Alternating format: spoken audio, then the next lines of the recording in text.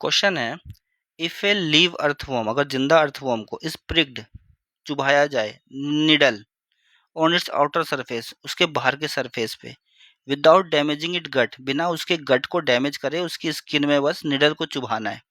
The fluid that comes out is, तो जो fluid निकल के आता है उसको हम क्या कहते हैं? तो उस फ्लूइड को कहते हैं हम सिलोमिक फ्लूइड। ये सिलोमिक फ्लूइड जो होता है ये कहाँ पे होता है? बिटवीन बॉडी वॉल, बाहर की जो लेयर है वो, और एलिमेंट्री कैनाल्स के बीच में।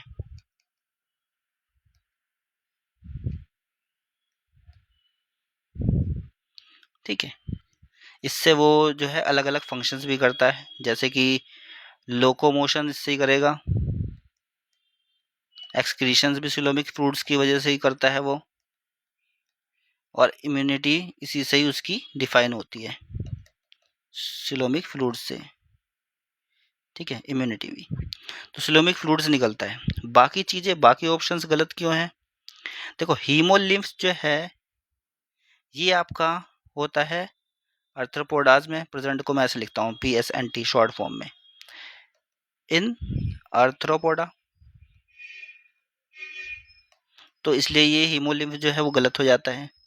स्लाइमी म्यूकस, तो स्लाइमी म्यूकस जो है ये सिक्रेट करता है किस चीज़ के लिए? मॉइस्चर के लिए, क्योंकि ऊपर चिपचिपा रहता है तो वो मॉइस्चर बनाने के लिए इसको सिक्रेट करता है। तो फॉर मॉइस्चर,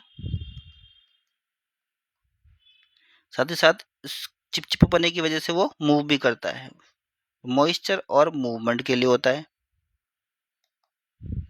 ठीक है, तो ये इसके लिए होता है, ये कोई इंटरनल फ्लूइड है नहीं, ठीक है, जो अंदर से निकलता है, तो इसलिए ये गलत हो जाता है।